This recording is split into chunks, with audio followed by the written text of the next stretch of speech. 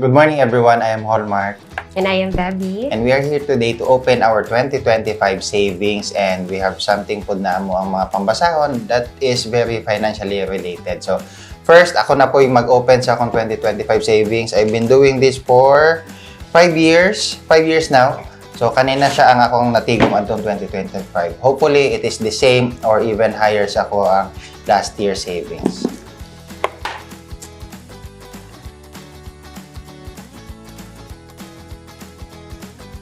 Okay, so human ako gihap sa ako ang savings. But before mag-open si Baby sa iyang savings, naalang tayo mga gamay na cue cards. And amo po ni siyang ipang-answer today. So ako nabunutan is, what's your go-to strategy for achieving your financial goal? First, gid ana Babies, isipa sa gid unsa imong gusto. Then by that, create a financial strategy to achieve your goal. So unsa man na siya ng mga strategy? Ang pinaka-basic gid ana, sa imuhang monthly income, if you are a salary base, mag-separate gid ka ana og 4 savings na allocated para sa imuhang financial goals. Ako ang style, akong ginabuhat, every sweldo, naagid na siya mandatory deduction sa ato ang sweldo na gina-process HR. But aside from that, naapagid ko gina-separate na at least 1,000 pesos na mapadulong sa ako ang envelope or kung asan ako siya i-keep. Aside pa ani, kaya kani, nahulog mong good ni siya na one way of saving lang. Pero kung go-to strategy good para ma-achieve na ko ang financial goal, let's say, unsa man akong isa ka goal, gusto ko makapalit og sakyanan. So, a portion of my income, mandatory gid ako na siya hulog sa ako ang savings para ma-segregate gid siya before pa ko mugasto. Kay kung mugasto ko daan, tas kung sa'yo mabilin mo, wala akong i-save, kulang na siya. So, I think it's your time na po, Verb, na mag-open sa imong savings. Okay, so tapos naman si Sir, medyo daghan-daghan po diyahan no. Ako na po. So, mauni tanan ang ako ang naipon last year. Wapod ko nag-expect no kay mga sobra-sobra man. Ubay-ubay siya karon, Verb. Ubay-ubay siya, but mga sobra-sobra lang ni. Like, na ako yung mga sobra sa wallet, niya. Di mo ko ginahan po sa akong part, no, nga na ay daghan money akong wallet kay kung unsa makita na ko, maengganyo gyud kong palit. So, akong ginabuhat, para walay mo tambay kwarta nga mga nagdinag ko sa akong wallet, ako na lang siyang ginasulod dito. Separate na lang. Separate na lang na ko siya. Automatic dito sa gihapag di ay nila sir sa amuan na alkansya para diri sa Coin bank. Sige. Coin bank. Sige, before nato i-reveal kung pila to ang mga savings, answer your question na lang po.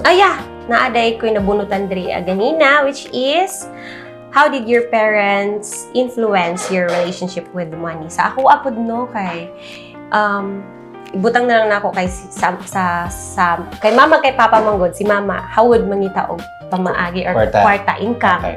Si papa pod hawod mo gunit og kwarta. So, pareho sila na-discount sa kwarta? Yes. Parehas po sila mga business, no? Nasa business.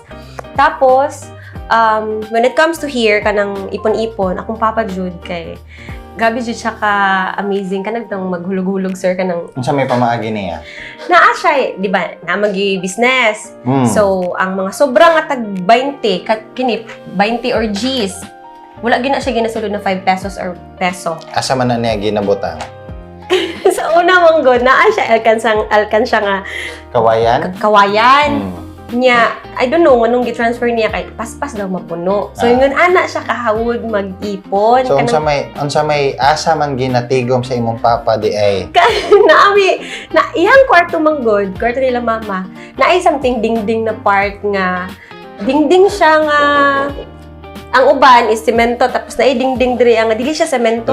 Plywood lang. Hala, gihulog niya dito. Tingala ko, saba man kaayo. Tapos pag-check na ako, likod sa pultahan, di jud ninyo mo makuot. Kay nga no, puno na kayo. Nagbangag siya, tapos ginahulog niya, tapos puno jud kayo siya, like diri ang wall. Then every year, makakuha na siya og tag 100 plus, 50,000. Mga to ninyo, bungkago ninyo ang wall, ay makuha. Naadyo siya buslot.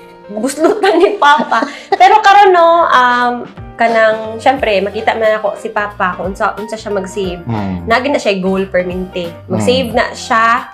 Let's say gusto niya mag-buy og sakyanan para next year ana kanang makuha gid niya diretso kay iyang ginahulugan kan kay galon na. So, Yeah, tanaw ginag- nimo katon na pagka madiskarte sa imong mama o pagka Papa. masinop sa imong papa, Mm. tanaw nimo mahimo ba siya dokong influence sa imong Of course. financial journey? Of course, pero sa ako ang mapugong side no kinahanglan pa nako practice kung unsaon ako mahimong papa kay natunga ko ron. Si mama manggod may mangitag diskarte but sige gawas Gasto. Si papa same man, may mangitag diskarte, how'd po siya mag-ipon. So, gusto ko, ma-focus ko kay papa lang mo sa... Para makaipon jud ko. Always magpud niya na ginaingon sa ako, sa amuam, yung mga anak nga, mag-ipon jud mo. Same karon wala naman, wala na sila kailangan ihatag, wala sila responsibility sa mga kay graduate naman tanan. Tama, yun. So, ang iyang always ginaingon, dili na mo need og kwarta ninyo pagtigo mo para sa inyong future. Pag-build sa mo, ay mo muhat mo tabang sa lain. So, always jud tabangan sa gida. Daw nato ato ang kaugalingon before ta mo tabang sa uban. Mo jud na ang gina-always ginaingon sa kong papa sa ko og mama. Which is tama man gyud pod to. Ang financial journey man gud or achieving your financial goals along the way is it's your personal responsibility. Yeah. Dili siya responsibility sa laing tao or even sa imong ginikanan. Mo gani na dili po ta pwede makaingon na ato ang mga anak mo atong retirement plan. Yeah. Because kung kita pod mahimo ta mga ginikanan, dili po ta mag-expect na buhion pod ta sa atong mga anak. So kita mismo while naapa ta sa hinani nga age, we should save and invest for ourselves. So magwapo po sa imo ha, less than 30 years old na tao is na kay nasugdan.